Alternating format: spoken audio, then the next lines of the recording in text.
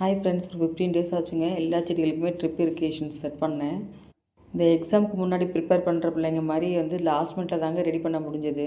அதுக்கே பார்த்தீங்கன்னா 15 நாள் ஆயிடுச்சு. எப்பயுமே ஏப்ரல் ஸ்டார்டிங்லேயே ஷேட் நெட் போட்டுருவேன். இந்த தடவை ரொம்ப டிலே ஆகிடுச்சு. அதுவும் மார்னிங் பகலில் வரவே முடியாதுங்க. ஏதாவது தண்ணி ஊற்றினா மட்டும் ஊற்றிட்டு போவேன். நைட்டு தாங்க கொஞ்சம் கொஞ்சம் நேரம் வேலை செய்வேன். அது எல்லா செடிகளும் பார்த்திங்கன்னா அப்படியே ஷஃபிள் ஆகி தான் இருந்தது. ஏன்னா ஒரு தடவையும் நம்ம தைப்பட்டம் ஆடிப்பட்டம் போடும்போது இந்த இருக்கிற ட்ரிப் இரிகேஷன் எல்லாத்தையுமே ஷஃபிள் பண்ணி விட்டுருவேன்.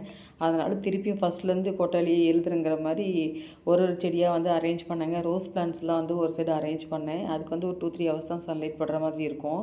அப்புறம் வெஜிடபிள் பிளான்ட்ஸ்லாம் ஓப்பன் பிளேஸில் தாங்க வச்சுருக்கேன். எல்லாத்துக்குமே ட்ரிப் இரிகேஷன் செட் பண்ணியாச்சு. இந்த தடவை ரோஸ் பிளான்ட்ஸில் பார்த்திங்கன்னா கொஞ்சம் கேட்டர்பில்லரோட தொல்லை ரொம்ப ஜாஸ்தியாக இருந்ததுங்க. ஈவினிங் ரொம்ப அது பக்கத்தில் போக முடியல. ஏதாவது நம்ம கையில் பட்டாலும் தெரிய மாட்டேங்குது. அதனால் பகலில் தான் ரோஸ் பிளான்ட்டை கொஞ்சம் க்ளீன் பண்ணேன். ஸோ எல்லாத்துக்கும் ட்ரிப் இரிகேஷன் செட் பண்ணி கீழே ஃபுல்லாக பெருக்கி எடுத்துகிட்டு நீட்டாக வைக்கிறக்கே பார்த்திங்கன்னா 15 டேஸ் ஆகிடுச்சுங்க. இப்போதைக்கு பார்த்திங்கன்னா என்ன காய்ச்சிட்ருக்குன்னா சீனவரக்காய் தாங்க காய்ச்சிட்ருக்கு. கொஞ்சம் கொஞ்சம் பாகக்காவும் இருந்ததுங்க. அதையும் பிடுங்கி எடுத்துக்கிட்டாச்சு. நம்ம வெக்கேஷனும் கிளம்பியாச்சுங்க. இனி போய் பார்த்தா தாங்க தெரியும் திருப்பி எல்லாமே எப்படி இருக்குன்னு. ஏன்னா எல்லா பிளான்ட்ஸ்லையுமே களை எடுத்து விட்டுட்டு கீழே ஃபுல்லாக பெருக்கி எடுத்து ட்ரிப் இரிகேஷன் செட் பண்ணுறதுக்கு தாங்க எனக்கு 15 டேஸ் ஆகிடுச்சு. இல்லை கால கொடுமை என்னென்னா, நான் கிளம்பும்போது தான் பார்த்திங்கன்னா மல்லிகைப்பூ அவ்வளோ முட்டு விட்டுருக்கு எல்லா செடியிலையுமே. என்கிட்ட பார்த்திங்கன்னா ஒரு 5-6 தொட்டி இருக்குதுங்க. எல்லா விதமான மல்லிகைப்பூவுமே வச்சுருக்கேன். மல்லிகைப்பூ வளர்க்குறது ரொம்ப ஈஸி தாங்க. இது பார்த்திங்கன்னா ஒரு 5 இயர்ஸ் பிளான்ட்டுங்க. அது எப்படி வளர்க்குங்கிறது நெக்ஸ்ட் வீடியோவில் பார்க்கலாம். பூவெல்லாம் நிறைய தாங்க பூக்குது. அதை பிடுங்குறது தாங்க எனக்கு டைம் கிடைக்க மாட்டேங்குது. இப்போ நம்ம வெக்கேஷனுக்கு கிளம்பி வந்தாச்சா, இது எல்லாமே பூத்து பூத்து கீழே தாங்க போகும். வெக்கேஷன் முடிஞ்சு போகும்போது தாங்க எல்லாத்தையுமே திருப்பி பழையபடி ட்ரிம் பண்ணி விட்டுட்டா திருப்பி பழையபடி நிறைய பூக்க ஆரம்பிக்கும்.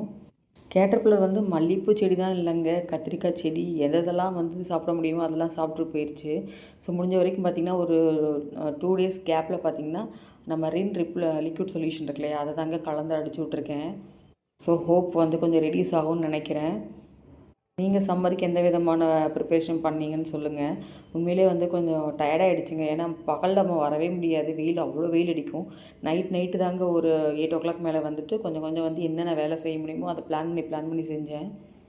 ஏன்னா எல்லா செடிகளுக்கும் களை எடுத்து பெருக்கணுங்கிறது அவ்வளோ கஷ்டமாக இருக்கும்.